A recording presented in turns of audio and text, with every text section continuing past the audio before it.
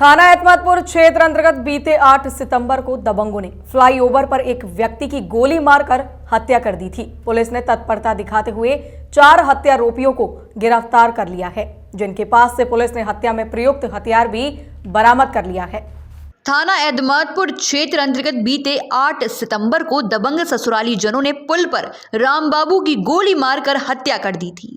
मृतक के परिजनों ने थाना एतमादपुर में ससुराली जनों के खिलाफ नामजद तहरीर दी थी। पुलिस ने तहरीर के आधार पर मुकदमा दर्ज कर घटनाक्रम की जांच में जुट गई थी। एसपी वेस्ट सत्यजीत गुप्ता ने बताया कि मृतक रामबाबू ने अपनी 2 पुत्रियों का विवाह नवल और उसके बड़े भाई के साथ किया था। लगभग 5 सालों से पति पत्नी में अनबन होने के कारण मृतक की पुत्रियां मृतक रामबाबू के घर पर ही रह रही हैं। तो वहीं बीते दिन मृतक की पुत्री और मृतक की पत्नी वरिष्ठ पुलिस अधीक्षक के कार्यालय भी पहुंची थी और हत्यारों की गिरफ्तारी के लिए उग्र प्रदर्शन भी किया था। साक्ष्यों के आधार पर पुलिस ने त्वरित कार्यवाही को अंजाम देते हुए 4 हत्यारोपियों को गिरफ्तार कर लिया है, जिनके पास से पुलिस ने घटनाक्रम में प्रयुक्त असलहा भी बरामद कर लिया है। दिनांक 8 सितंबर 2021 को थाना क्षेत्र एतमादपुर में एक घटना हुई थी। घटना की सूचना मिलते ही तत्काल मौके पे पुलिस पहुंची। वहां पे मालूम चला कि एक व्यक्ति जो बाइक से जा रहा था, इसका बाद में नाम मालूम चला रामबाबू है, इसको अज्ञात लोगों ने गोली मार के वहाँ से फरार हो गए। तत्काल इसको अस्पताल ले जाया गया। वहाँ पे डॉक्टर्स ने इसको ब्रॉड डेड डिक्लेयर कर दिया। मृतका की लड़की ने फिर एक मुकदमा पंजीकृत कराया, जिसमें 6 लोग को नेम्ड किया, जिसमें महेंद्र है, हुकुम सिंह है और हुकुम सिंह के 4 लड़के हैं। उसके बाद पुलिस पूरी जांच में जुट गई।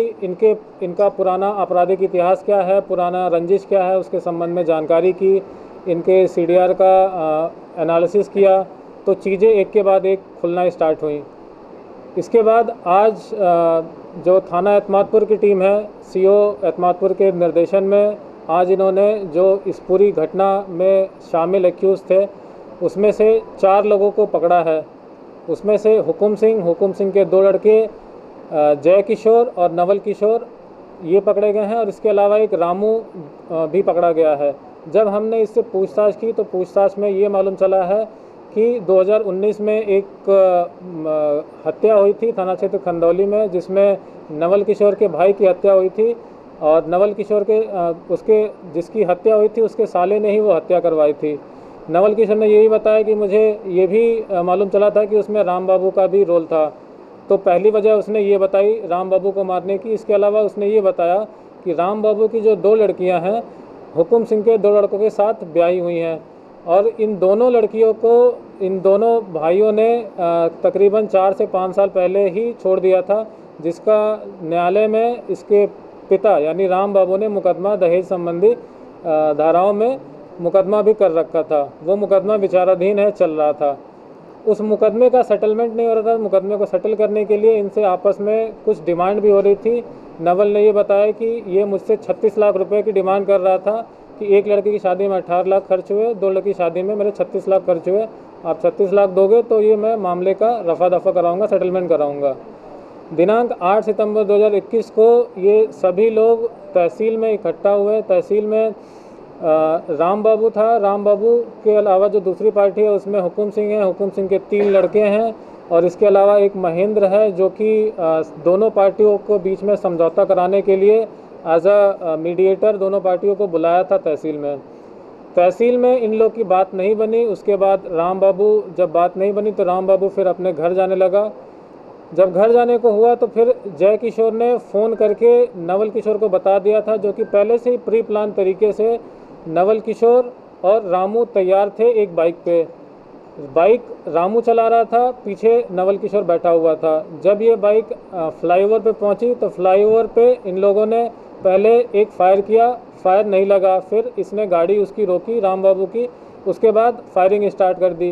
कुछ गोलियां रामबाबू मृतक के ऊपर लगी और कुछ गोलियां उसके बाइक पे भी लगी। इसके बाद ये घटना करने के बाद वहाँ से फरार हो गए। उसके बाद जब मुकदमा लिखा, फिर थाना एतमादपुर की टीम इसमें पूरे मुकदमे में लगी उसके बाद एक एक एविडेंस हमने इकट्ठा किए। सीडीआर का एनालिसिस करने के बाद जब पूरा घटना हमें समझ में आया, उसके बाद हमने कई लोगों से पूछताछ भी की, तो एक एक चीज़ जब समझ में आई तो जो मेन एक्यूज थे इसमें हुकुम सिंह के 4 लड़के और रामू, इन सब ने ये घटना एक कॉन्स्पिरेसी, एक साजिश के साथ रच के इन लोगों ने की। और घटना करने के बाद एक व्यक्ति सत्येंद्र है, ये भी जानकारी में आया कि सत्येंद्र ने घटना करने के बाद इन लोग को अपने खेत में रुकने के लिए और खाने पीने का प्रबंध किया। उसके खिलाफ भी उचित धाराओं में कार्रवाई सुनिश्चित की जाएगी। तो ये है पूरा मामला। अभी कितने लोग रह गए इसमें? अभी जो इसके 2 लड़के हैं हुकुम सिंह के, रूप किशोर और ब्रिज किशोर, जिसको इन लोगों ने अपने बयानों में बताया है और जो जिनकी चीज़ें हमारे सामने भी आई हैं वो बचे हैं। और लास्ट में जो सत्येंद्र ने बताया, जिसने इन लोग को रुकने के लिए और खाने पीने का प्रबंध किया था, वो बचे हैं अभी इस घटना में। घटनाक्रम में प्रयुक्त जो हथियार था किसके नाम पे है? जो घटना में प्रयुक्त हथियार है वो कोई लाइसेंसी वेपन नहीं है, वो एक पिस्टल है।